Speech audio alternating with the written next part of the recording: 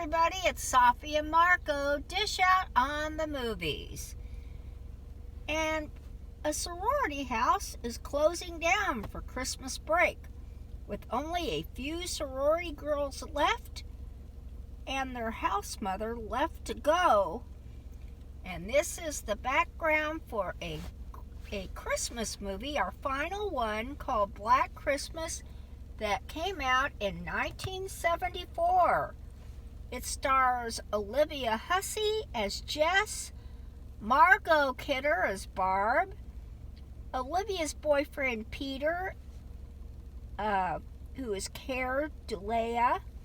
Mrs. Mack, the house mother, is Miriam Waldman. Then there's Claire, played by Lynn Griffin. Phyllis, or Phil, played by Andrea Martin. And John Saxton, or Saxon, is Lieutenant Fuller. Well, we have this scary Christmas movie, which is unusual.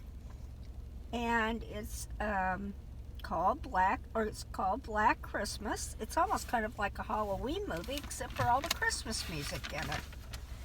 The four sorority sisters and the house mother become perfect victims for a serial killer who picks them off one by one, or does he?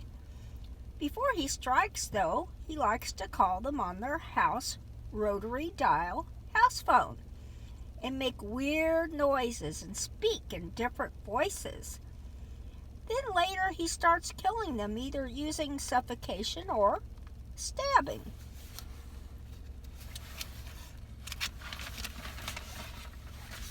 Then we have the relationship, or not really, because it seems very buddy-buddy. Jess tells classic piano-playing boyfriend Peter that she plans on getting an abortion right before he has an audition. He becomes upset. And then later, when she gets a bad telephone call, the serial killer brings up the abortion. Therefore, she suspects Peter might be the killer. And they get the cops, Lieutenant Fuller, to tap their house phone to see where are the calls coming from. Does she survive? Is her boyfriend the killer, or is it someone else they know? Okay, Marco. Okay. Well, I think that this movie is fine. Is probably the nicest way of saying it. I usually would really criticize, but I'm not really that negative about the movie. I mean, there's tons of things I could criticize. Just in terms of the plot, even, not the filmmaking itself. Because the plot, I like the idea. I like the killer a lot, which is weird because, I mean, you should really hate the killer, but I liked him a lot because he was the most interesting character, and he was the only character who I actually cared about seeing. Whenever he would come on, whenever he would do the phone calls, that's when I really liked the movie. I also liked the boyfriend as well. The female characters, though, they're not really that good. I mean, you got Olivia Hussey, and she's fine, but there's nothing really likable about her. I mean, if anything, she's really unlikable, the way that, she goes to her boyfriend right before he has this huge piano audition, and she tells him she's getting an abortion. God, what a bitch. Don't you agree with that, Safi? No, it's terrible, because those auditions are very, very stressful. Yeah. And that was really, ugh. And she did a couple other things, too. And then you got, Margo Kidder, and to me, she seemed like she wasn't even a part of the group. She was a sister visiting her younger sister. That's what I thought. I didn't know she was one of the sorority girls when I saw that. Oh, I knew she was, but it just didn't feel like it to me. No. I I agree. And then the first girl who gets killed, That's Claire. She had no character besides the fact that she had a boyfriend, and then she had some explicit posters in her bedroom, which I don't know. Does that suggest that she's a slut or what? Well, you did you see the posters? No, probably not. I didn't. She had these explicit posters in her bedroom, and to me, like, I don't really know what to take from that. Like, is she a slut or is she just a weirdo? It's like with that woman in Clockwork Orange who gets killed. That old woman with the cats. She had a ton of pornography posters in her room too. And it's like, what are you supposed to tell from that? Like, it's just not, it doesn't make sense. But I mean, I like the movie. It's just, I'm explaining the big problem, the fact that none of the characters were really likable except for the boyfriend and then the killer. And then I would also say, John Saxton was likable. He was really good.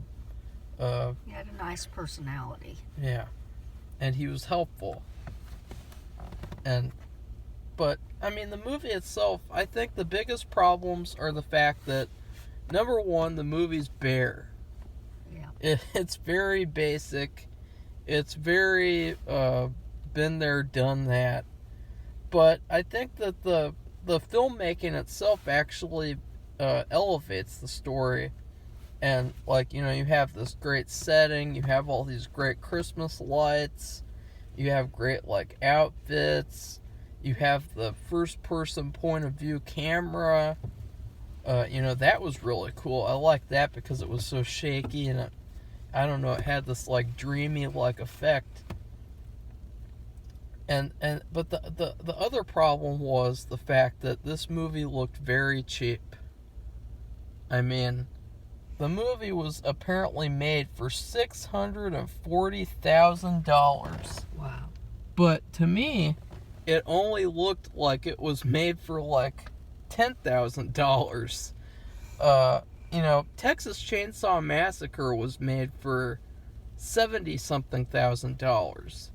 And that these movies came out at the same time, Texas Chainsaw and Black Christmas. And so the fact that, like, you can tell the quality difference, in my opinion, of, like, Texas Chainsaw to me looked like it was made for a lot more than $70,000. Do you have anything to add, Safi? Well, I thought it was very bare too, bare minimum. And I think the reason why you have so much trouble with the characters is because the boy ones, and maybe a little bit of Jess, there wasn't any character. In other words, they were like one-dimensional. They didn't really, and Barb, who was Margo Kidder, she drank alcohol all the time, so she was inebriated. And even the house mother, and let me explain what a house mother is, and I don't think they have these anymore, but at fraternities, the boy places, and sororities, the girl houses, they had an adult who lived with them. And so Mrs. Mack is the house mother. I don't think they have them anymore. And and I just wanted to say that. But anyway, they didn't have any character. They were like cardboard figures. And so you couldn't really root for them or like them or dislike them much because there just wasn't much to them. And even Jess and Peter, like I said, their relationship was, they're like buddies. And here she is, the most callous and horrible thing. And she doesn't act callous. I mean, this is like Elise. She has this kind of British voice. And she's very sweet and soft-spoken. But then she does this horrible, callous thing. And she says it in her sweet voice, too, which is hilarious. She's getting this abortion, and they're breaking up. And, he says, no, you're not. And, and they have kind of an argument. But even with her arguing, she's all sweet.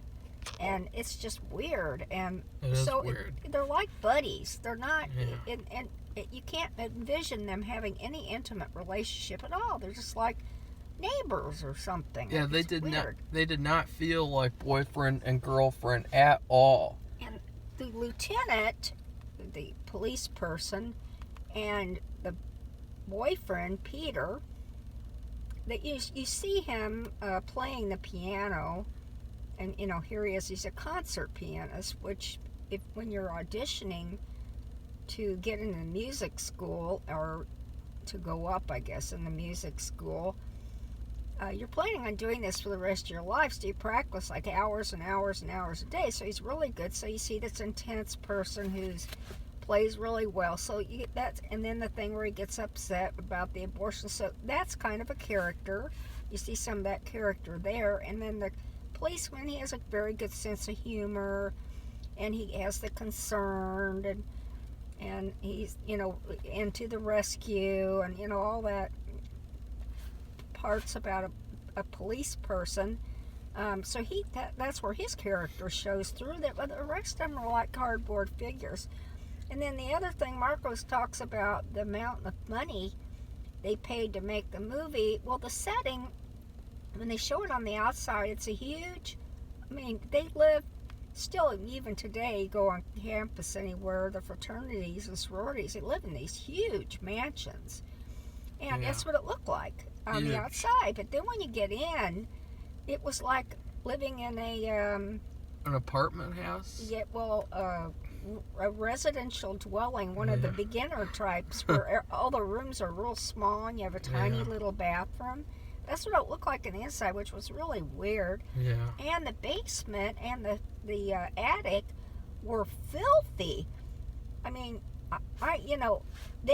What sororities and fraternities, and they still do, they have a lot of social events in the house, and they also go to other people's houses, and they do all kinds of stuff. And they would never the house would never be dirty. It'd be all organized, and so that was bizarre. And I guess I should say the thing I liked about the movie, which I feel bad because I did like it, because this was different than all the other, except maybe Krampus, the other movies. And like I watched a bunch of Lifetime and Hallmark movies too, but over the holidays. But so I liked that part, that it was scary, and it reminded me of Scream a lot. And Marco says that they took, when they made Scream, which is tons of years later, they took some of the ideas from this movie, like the sorority house. Well, that's the second one. Call. Oh, okay. Well, the phone calls. Well, obviously, because this movie's made in the 70s and Scream was made in the 90s. Yeah, so that. I thought when Scream was made that was very, it was nice to have a really good scary movie, unusual too, pop up, because a lot of the ones they have nowadays are terrible. Yeah, and it was different. I would say that this movie, I think, might be better than Scream. Scream is enjoyable, but I really don't like the main character. I hate final girls in general, which basically, if you don't know what a final girl is, it's a huge horror movie cliche where you have the most boring female character in the group, and she just magically survives everything she goes through. She magically faces the killer, even though the killer is really strong, and she has no business going up against him. And it's just like constantly like it's like predictable. It's like, oh look, that's the final girl, she's gonna survive the movie. And it's like, that takes away so much of the movie's enjoyment, because it's like, I don't want to know who survives. I want to have drama. I want to have suspense. And with Black Christmas, you have this boring. She's not only boring, but she's kind of mean, and how she treats her boyfriend, and how she talks to him. But I like the movie. I think the thing about the movie is that it's enjoyable. It's a great horror movie. You know, it is an actual horror movie.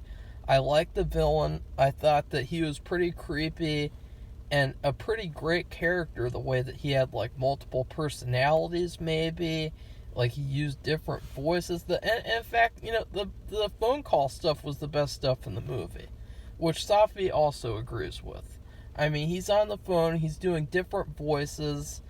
You know, he's talking. And, you know, with a lot of these shitty horror movies, the killers don't even talk. And it's like, why doesn't this killer talk? Because they're stupid in the head? Like it just doesn't make sense. And so, for this movie, you got a character who, you know, you don't see him fully, but you do hear his voice, and his voice is really effective. And so I like that idea, the fact that, you know, with this guy, you don't really see him, but you hear his voice, and his voice is his character. I mean, that is his character in general, his creepy voice. And, you know, if you look at his look, too, this movie was made a year, or maybe it was made, like, right when it happened, when Ted Bundy did the sorority attack. And if you look at the stabbing scene, he kind of looks like Ted Bundy. It makes it even creepier. And so I really liked the killer in this movie, and I liked the general story. I just think that it could have been done a lot better. It's very basic. You know, in terms of spoilers, when we get to that, you're going to agree even more. But yeah, overall, I really like the movie. I think it's the best movie out of the ones we watched. It could have been way better, but it was a low-budget movie. It was a small movie. I mean, no one really cared about this movie until, like, the 2000s. Like, it had to get a cult following. It didn't start out as, like, this extremely popular movie. In fact, Safi didn't even hear about it, and she should have heard about it because she was in that time period, and I was a sophomore in college. yeah, so she was the age of the people in this movie, so she should have heard about it. Other things with the movie that I had a problem with, I thought that in general the movie was very slow in the middle. There was this huge chunk in the middle where it had to do with, like, the police and all that stuff, and it just felt kind of slow. And it got better. I think the best part of the movie, in fact, is the end. That last, like, 20 minutes when stuff really finally happens, but not really as much as I wanted it to. In fact, the one thing that I took away from this movie was, where's the sequel? Yeah, they could do a sequel. Just one sequel, not like 5 or 6 sequels. Just you know, just one sequel, because it really felt like a movie where, you know, okay, you got the first one and then you got the second one. You know, it's like the perfect. It should be where, like, it's like the perfect double feature. It really felt like it was missing something. So Safi, what would you grade it? Okay, well, I did like one thing, and that was they had a children's choir do the music for the movie, and at one point they had them out there outside the house, and they were caroling. And so Jess opens the door. She's the only one. She has no idea that I think everybody's dead. But anyway, while they're singing, and they look at their face, they put close-ups on their faces, and it's very beautiful. Traditional Christmas music. One of them's getting murdered, and because there's several of them, and it's like a choir, she can't hear anything. And if they hadn't been singing and she was inside, she would hear right away something's going on. Maybe she could have helped. But she's just totally distracted, so she doesn't even know what's going on. But the music was really good, and I liked that. So I gave it I just gave it a plain, those cutout Christmas cookies, and they're like vanilla. And you can do lots of stuff with them, but this is a plain one with no sugar. You could do it just in plain sugar. You can put colored sugar. You can put icing and sprinkles and just all kinds of things. And just a plain cookie with nothing on it. That's what I think this movie is like. That's mean. How about you, Marco? Well, I'm not really sure. I think that I would give it a little glass of eggnog. That's pretty much what this movie gave me in terms of the feeling of the movie. There wasn't enough to make it a full meal like I wanted it to be, but it was a nice little tasty glass of eggnog. And I think that also, like, it is a movie that, you could watch, like, every holidays as a tradition. So I think that that's good, too. You need movies like that where it's like, it's a tradition to watch it. And so I wouldn't say that it's like a bad movie or even bad at all. I just think that, like, we expect better from these movies that everyone says are, like, masterpieces. Because then I'll watch a movie, like, off the record that we're not even reviewing, and it's like, it is a masterpiece, and people don't even talk about it, like with Road Games, which is why I had us review it in the first place. But anyways, so that's my review. A glass of eggnog, non-alcoholic, because this movie really didn't give me a party feeling, whatever that means. But anyways, in terms of spoilers, I really have one thing that I really noticed, which was why Olivia would think that her boyfriend is the killer. Because when she's fighting off the killer, he's wearing black, okay? Her boyfriend is wearing green, or blue. So that's number one. I don't know if she saw that or not. Let's just excuse that. But number two, the killer's hand was all bloody. I don't know if it was from killing that Margo Kidder, or if it was because she slammed him with the door. No, he just killed Phil. He just killed Phyllis. No, he also killed Margo Kidder as well, Safi. Well, he'd be bloody from both. Yeah, he had blood all over his hand. And they even did a close-up shot of his bloody hand to emphasize how bloodied it was. And then, when her boyfriend is wiping the glass of the window, there's no blood on either of his hands. And you would have been able to see that. There would be blood on the window. Somehow you would see that. And there was no blood. Well, even on his clothes. Because he had two victims with lots of blood. You wouldn't be able to tell that as dark shirt. I mean, this is skin. This is white skin. And he's rubbing it against the glass of the window. You would see blood. Yep. And so, the fact that she then kills him, it's just very queer to me. And it felt like, his character was the only victim I cared about the whole movie. Because he was doomed. I mean, first she tells him about the stupid abortion. Then he fucks up his piano audition. Then he destroys his piano. And then he decides he's quitting. And then she says F you to him. And then he gets killed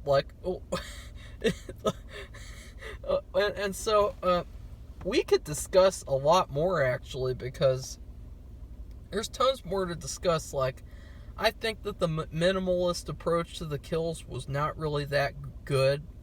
In general, the only kills that I liked were the kill with the house mother, where she gets pulled up into the attic, which was pretty creepy, and then also, obviously, the stabbing scene, where we actually see his face, kind of, and that was a great imagery.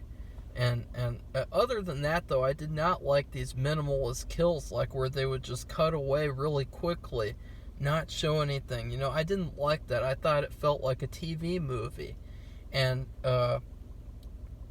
it really felt to me like the killer had an infatuation with either Olivia Hussey or the first girl he kills Claire. with the plastic. It felt like he really liked either of them.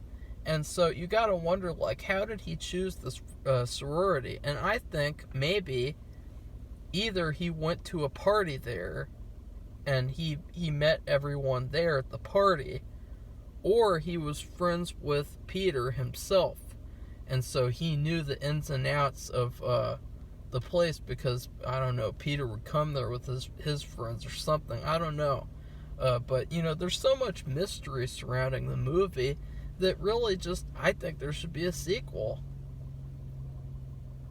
All Safi, right. do you have anything else to say, Safi? Not really. It's an open discussion.